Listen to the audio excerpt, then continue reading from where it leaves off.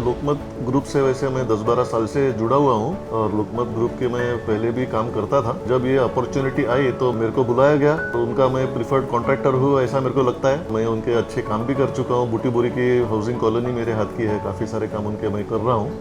तो मेरे को भी बहुत अच्छा लगा, क्योंकि जब उनका बुलावा आया तो हमको जब उन्होंने फाइनल किया तो बहुत अच्छा लगा।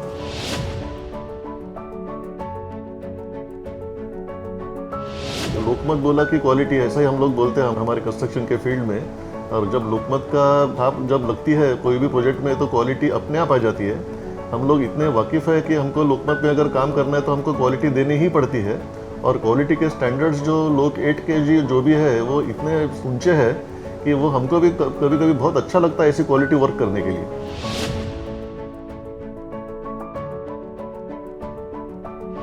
हाँ, टेक्निकली स्पीकिंग जनरली क्या होता है कि अभी आपने भी हम भी बहुत जगह लेआउट्स देख रहे हैं, हर जगह काम देख रहे हैं। और काम होने के बाद जो 2 साल में, 4 साल में, 1 साल के बाद ही कुछ चीज़ें ख़राब हो जाती है। रोड्स ख़राब हो जाते हैं, कुछ क्रैक्स आ जाती है, कुछ गटर लाइन्स ख़राब हो जाती है। इसका यहाँ पर चांस इसलिए नहीं है कि टेक्निकली बहुत करेक्ट पूरे पैरामीटर्स, जो टेक्निकल पैरामीटर्स होने चाहिए रोड बिल्डिंग के, ड्रेनेज लाइन्स के और स्टॉर्म वाटर ड्रेन्स के, ये बहुत प्रॉपर वे में हो रहे हैं और बहुत अच्छा उसका स्टैंडर्डाइजेशन है। और वो स्टैंडर्डाइजेशन इतना अच्छा है कि हमको ऐसा लगता है कि ये 10 साल के बाद भी ये ऐसा ही दिखने वाला है।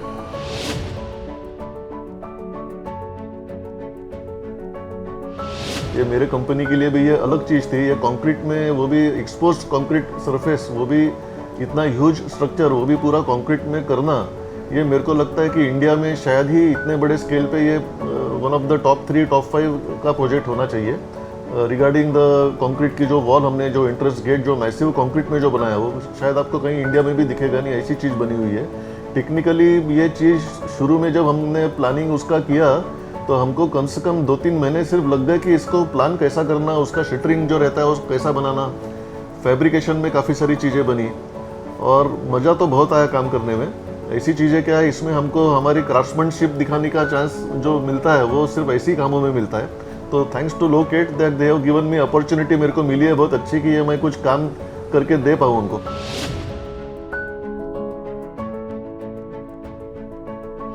सबसे बड़ी चीज़ें जो मेरे को सबसे अच्छी लोक 8 की अगर लगी होगी तो वो रोड की जो चौड़ाई है, रोड की जो विड्थ है, वो आपको कहीं इंडिया में मैंने ऐसे लेआउट कहीं देखा नहीं है। इतने बड़े रोड्स जो प्लान किए, और सबसे अच्छी चीज़ यानी जो मेन जो उनका जो रोड है, जो मीडियन है, वो मीडियन के कारण जो इतना बीच में दोनों रोड्स के, दोनों सामने के प्लॉट्स के बीच में जो फासला है, और वो जो मीडियन इटसेल्फ, वो जो डिज़ाइन एलिमेंट जो बनाया हुआ है वो वर्ल्ड क्लास है। वर्ल्ड में भी शायद ये ऐसे इतनी अच्छी सुंदर मीडियन कहीं देखने को मिलते नहीं आपको।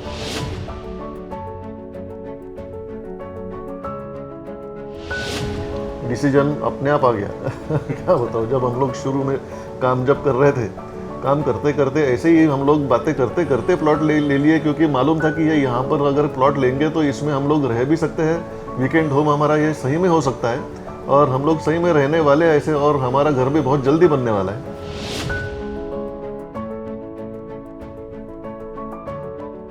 हाँ, ये बात भी सही है आपकी कि नागपुर वैसे तो बहुत बड़ा ऐसा कोई शहर नहीं है कि बाहर वीकेंड होम के लिए या वीकेंड के लिए ऐसा वीकेंड का कल्चर भी नहीं है।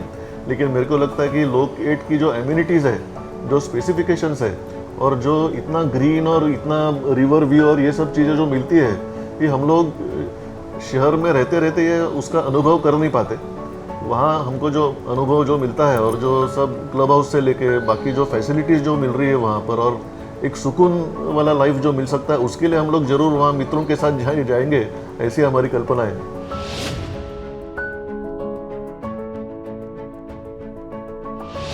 सबसे पहला महत्व लोक 8 का क्वालिटी है और टाइम का भी उतना ही महत्व है, और दोनों चीज़ें हम लोग साथ में रखने में हम लोग अभी भी सक्सेसफुल हो रहे हैं। इसका एक ही रीज़न है कि इसकी प्लानिंग जो ओनर्स ने जो करके रखी है शुरू से, और इतना थॉट और इतना विचार बहुत पहले 6 महीने से 1 साल से उनका जो है विचार, वो जब फाइनल जब एग्जीक्यूशन लेवल पे जब प्रोजेक्ट कोई भी आता है तो ये डिज़ाइन बाद में कभी चेंजेस होते नहीं है, तो अपने आप टाइम पे भी होते हैं और बहुत अच्छे तरीके से होते हैं।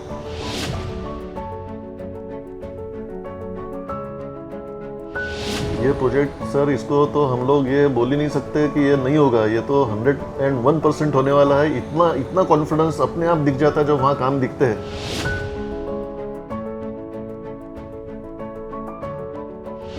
फीलिंग तो सही में अनबिलीवेबल मोमेंट था हमारे लिए, हमारे पूरे टीम के लिए। हमारे टीम ने जो काम किया, काम करते करते हम लोग तो ऑलमोस्ट वीकली 2 बार 3 बार देखते थे। हमारे मैनेजर्स, हमारे इंजीनियर्स तो रोज़ ही देखते थे काम करते करते।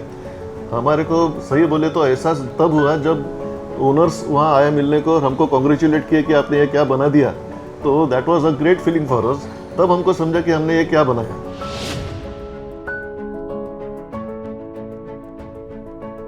वही है, हर किसी की इच्छा रहती है कि आफ्टर सम ईयर जब हम लोग थोड़ा काम कम करें और थोड़ा सा हमारा क्वालिटी टाइम फैमिली को दे, तो ऐसी जगह हम लोग ढूंढते जहाँ हमको सुकून मिले, जहाँ हमको बहुत अच्छा कंफर्ट मिले। ऐसा हम लोग सोच रहे 5 साल के बाद। सबसे फेवरेट एम्यूनिटी मेरी तो क्लब हाउस है। क्लब हाउस की जो एम्यूनिटीज़ है वो बहुत अच्छी लगी। दूसरा मीडियन है, मीडियन के अंदर में भी जो बैठने की जगह जो की हुई है वो बहुत अच्छी है। और शिवानी को भी मैं बता रहा था कि वहाँ एम्फी थिएटर्स भी बने हुए हैं। एम्फी थिएटर मेरे लिए सबसे ज़्यादा फैसिनेटिंग एमिनिटी है, बिकॉज कैसा है कि मैं खुद एक क्रिएटिव इंडिविजुअल हूँ और मेरे जैसे ही यहाँ पे बहुत ऐसे लोग हैं जो अभी थिएटर में और डिफरेंट क्रिएटिव आर्ट्स वाले फील्ड में अपने आप को देखना चाहते हैं। तो एम्फी थिएटर एक ऐसी एमिनिटी बन जाती है जिसमें वो अपने आप को खुल के एक्सप्रेस कर पाए। वो मेरे लिए काफ़ी फैसिनेटिंग है। एंड देन जैसे इन्होंने बताया, यहाँ पे रिवर साइड व्यू है जो हमें रोज़ देखने को नहीं मिलता। सो उससे जो एक पीसफुल वाली फीलिंग है वो ज़्यादा बढ़ जाती है और वो एंजॉय करने में, लाइक अगर आपने जैसे पहले बोला कि आप सैटरडे के दिन अपने वीकेंड होम में हो और वहाँ से आप एक कप चाय या कॉफ़ी पी रहे हो एंड उस रिवर व्यू के साइड में बैठे हुए हो, आई थिंक वो सुकून is something I would want for myself. So एक चीज़ है। बाकी club house, school, all of those things are absolutely